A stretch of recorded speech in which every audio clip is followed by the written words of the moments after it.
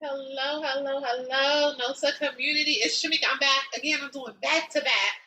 I hope everybody is well and Happy New Year. If I haven't gotten a chance to say Happy New Year to you, I am super excited to be on YouTube tonight, just a little bit, to talk a little bit about the frequently asked questions from NOSA. So these are from people who are already getting started, thinking about it, trying to get some information about it. So I'm going to do a quick FAQ. This is part one, and I'll probably end up doing it in 3 parts. But as always, if you don't get to catch us live or catch me live, feel free to check us out in the replay. You can comment below and hashtag replay, but check us out in the replay as well. As always, I'm in a new space, so I'm super excited to be in this new space, and I'll share more details about that. So this is the before of the new office space, and then of course there'll be an after.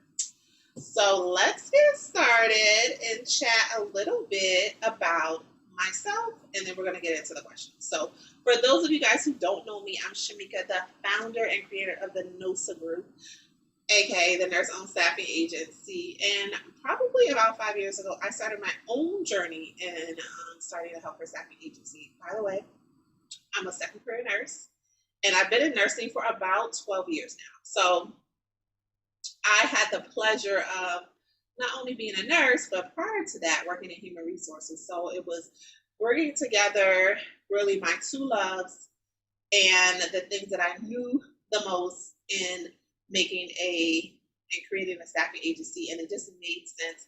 And honestly, a lot of it for me and my business partner kind of happened seamlessly. And I think for us, because we had the backgrounds that we had, it was 110% beneficial. So from that experience, I decided to create a group, a Facebook group. I love Facebook.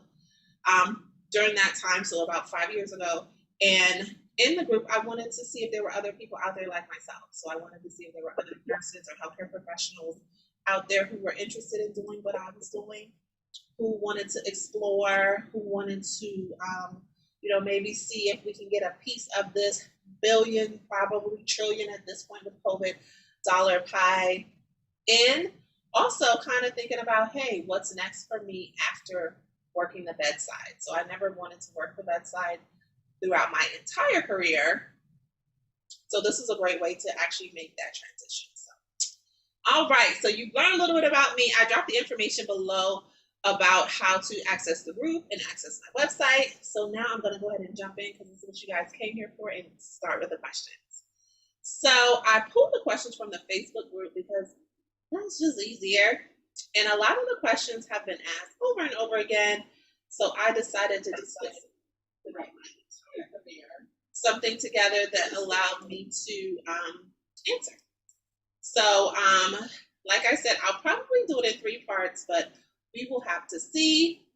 But of course, in getting started with the question, the obvious question, the question that probably comes up the most often is, how do you get started? So I'm going to kind of peel that back a little bit, because it's not like a one answer thing where you go to this place, to this office, over here, to this location to do that. It's a lot more complicated than that. But the very, very first steps in getting started, I tell people, is to put together a plan. And these times, more than any other times, you want to put together in writing what sets you apart from other agencies. There are a gabillion agencies. One of the reasons I know is because I work for quite a few. When I was a travel nurse, when I worked locally, I worked with about 2 or 3 agencies at any given time. And a lot of the agencies on the block, or the latest agency, was heard about through word of mouth. So one of the things I encourage people to really sit down and think about in kind of getting into the industry is, yeah, there's going to be money, but one, why would somebody work for your agency versus another? As well as, why would a client choose you versus another agency? So really kind of think about what would set you apart. So after you've done your plan, and it doesn't have to be an in-depth plan, but you need something to kind of give you a framework and a direction. So after you've done your plan, do your research. Find out what other agencies are in your area. Because healthcare staffing is a little bit of everywhere, you don't really need to necessarily have your agency, okay, my agency's here in Maryland, and we're only going to do Maryland, we're not going to do Delaware. So most agencies are multi-state agencies, but you kind of want to know, hey, if your focus is here, what other agencies in this area also do that? So do your research. I can honestly say, and I've shared this many, many times, there is way more information out there about healthcare staffing agencies than there was 5 years ago. One, that's exciting because it's shown how much the industry has grown. And two, it also kind of shows how much further we need to go. The next question is, do I need insurance? Yes, you do need insurance. Really, you need business insurance for any business, but you especially need business insurance for healthcare staffing. Typically, and I always use typically because one of the great things about healthcare staffing, which I think is a little bit unique in other businesses, is it can look a little different in different states. Before I answer the question about business insurance, I'll do a little bit of a caveat. Each state has different requirements. Some have a pool license, some have nurse pool licenses that you have to have, others have commercial space that you may need to have. So a lot of that is information that you should be able to gather from your Secretary of State, or you use different resources, whether it be Facebook, Instagram, Google, but those government official organizations will point you in the right direction that's specific for your state. So I don't get into that much detail about doing this FAQ, but I will kind of let you guys know that it does change. For most states, it's not those requirements. Some states also require policies and procedures. So you just want to make sure that you've done enough research to kind of get a clear answer. And I always tell people to first look in the direction of Google, because it gives you some information, but you always want to confirm any information that you've received through your state, because that's what you'll be paying taxes with, as well as getting your licenses and stuff like that. So insurances. Yes, you're going to need insurance. So you're going to need your general and professional liability insurance along with your workers' compensation, because these employees are going to work. One of the things I will tell people is there is a big difference in being an employee of record where you are working for another company versus being working for your own agency. So later on in the questions, I'll talk a little bit more about that. So you want to make sure that you know that you want to be either an employment agency or a staffing agency. And there are some differences on how those work from state to state. Of course, and I didn't get into this too much, but you're going to need a license to do business in your state. You're also going to need a tax identification number at the state level, which usually comes with a process of licensing to do business in your state, and also at the federal level, which looks like your EIN. So those two things are kind of things that you need just to do business, right?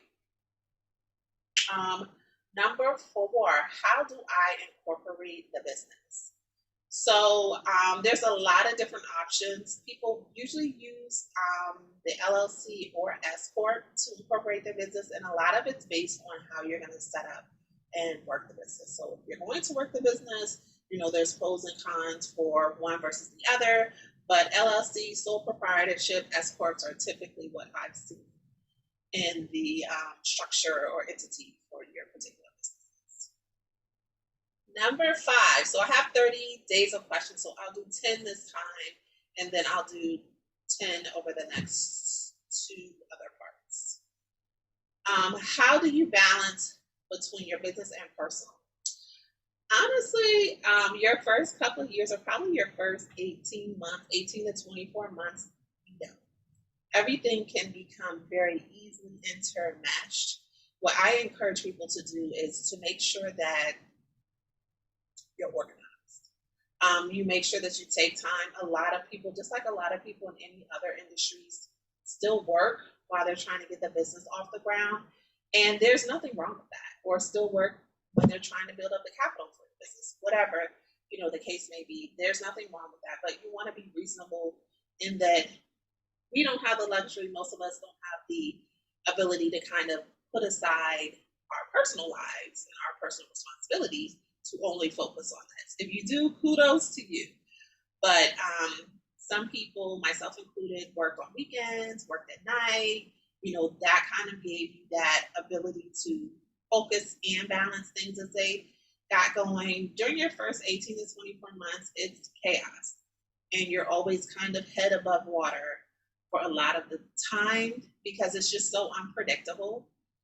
In the industry, probably a little bit more now than 5 years ago. So you want to make sure that if you can keep any control over anything, your household and your family responsibilities, keep those things as organized as possible so that when things are kind of falling apart on the business side of things, they don't kind of fall over to that.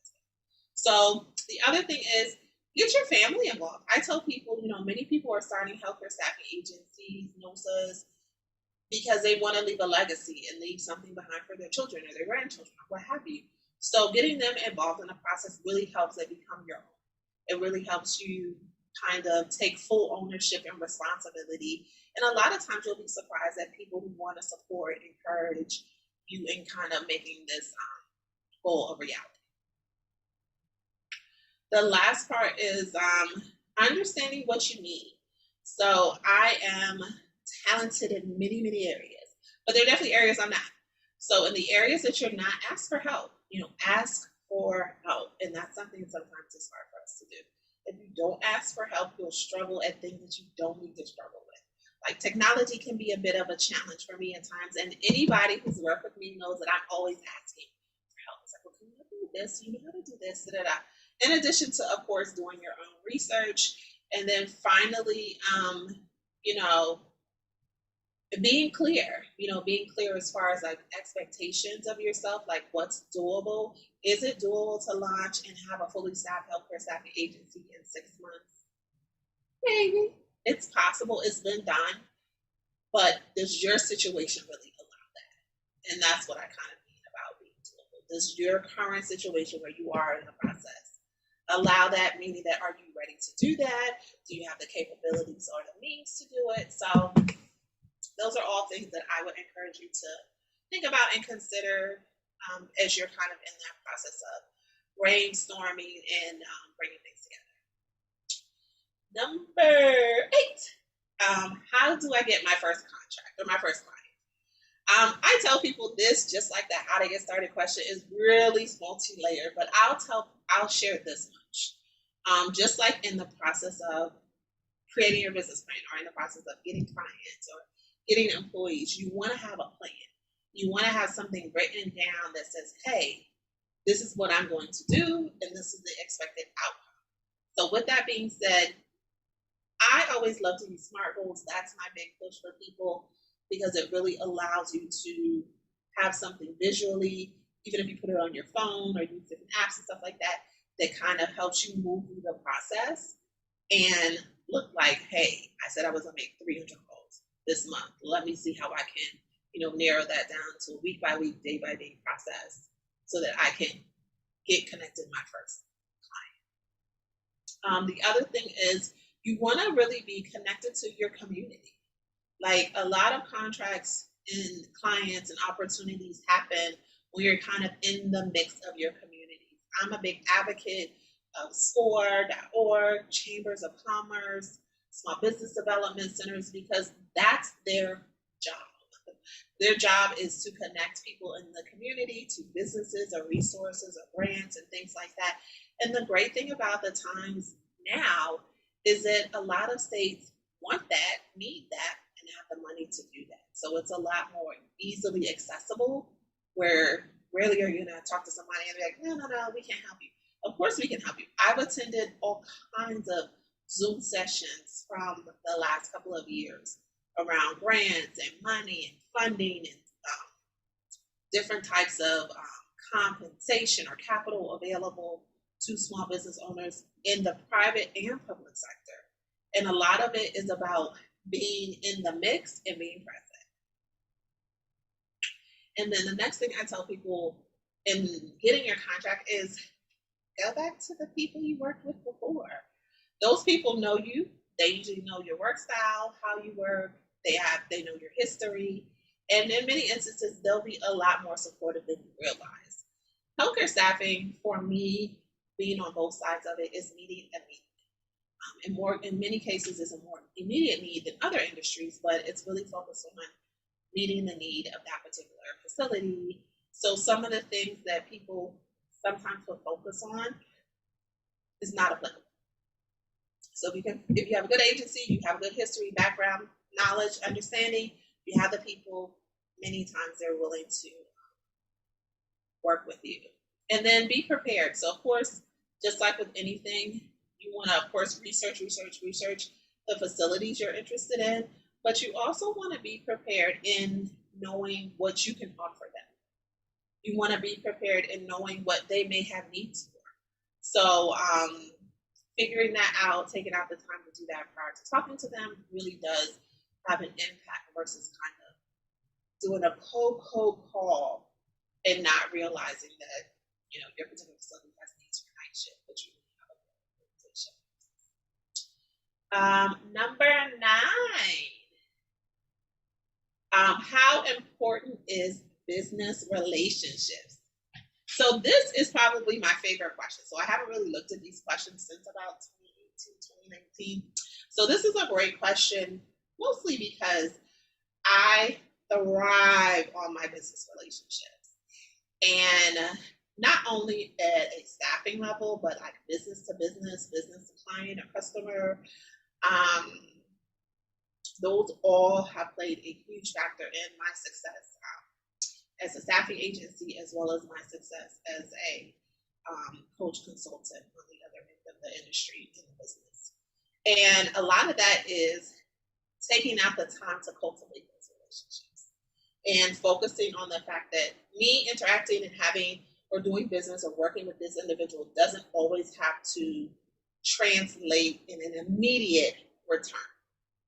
You know, there could be opportunities for returns in the long run, or opportunities more immediately or in the short term. So one good example of that would be with COVID. Like, if there were opportunities, there have been lots of opportunities shared out there for contracts and COVID clinics and things of that nature, having built up not only the nurse side of things, meaning that I have a couple of friends who are nurses, like a couple thousand friends. There's also the business side where if they're looking for subcontractors, if they're looking for consultants, if they're looking for other people to kind of flesh out and meet the need at a nationwide level, you already have access to it. So those relationships are things that'll sustain you through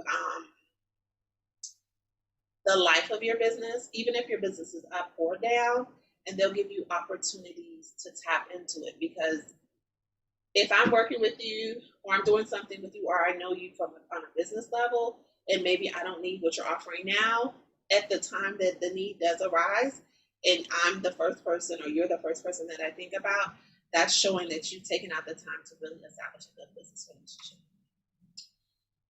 And then the last one, guys, which is number 10, where do you get the money? Where is the money? Is there any money? budget. So the industry has money. But unlike other industries, the payout for the money can look a little bit different. It can be a little bit longer and in some instances complicated by things that you have no control over. But from a perspective of building capital to start your business, that's something that I encourage NOSAs to do now. So like if I'm thinking about a business idea, even if it's not a healthcare staffing agency, if it's something else that I'm thinking about doing, I'm already thinking about how I can make that money, how I can start that money, how much is it going to cost? Do I have 3 months of payroll? You know, do I know how many people I'm going to start with? So you want to already have those things in mind, because it's nothing worse. And I think as nurses, or any profession, but especially as nurses, the worst feeling is expecting a check on Friday or Thursday or whatever day you're getting paid and it not be there. And because I've had the experience, I would never want to put anybody else in that place. So it's important to take out the time to really think about and say, hey, I need this number This is my number to save to have capital for my business. Are there other ways to obtain money or capital? Of course. There's grants, angel investors, partnerships. There's payroll funding. So there's a lot of different avenues you can take to acquire the money, but not having any money at all shouldn't be an option. So you need to have something in place. Even if you have all those other resources in place, you want to always make sure that you're financially stable to make sure that your nurses and other healthcare professionals that you're employing are paid properly. So, all right, so that's what I got for you guys tonight. Thanks for hanging out with me again. Happy New Year. As I mentioned, I'm going to do probably next Tuesday a part 2. So there's 30 questions. We did 10. We're going to knock out a few more next Tuesday. Let's say next Tuesday at 8 p.m. Eastern. And if you have any questions that I haven't covered, definitely feel free to drop them in the comment section here. I'm on YouTube, so I have to remember it's not here, it's here. Thanks. So thanks for all my followers. And if you guys have any topics, we're going to start downloading a lot more video and content. So definitely follow so you get notified. And again,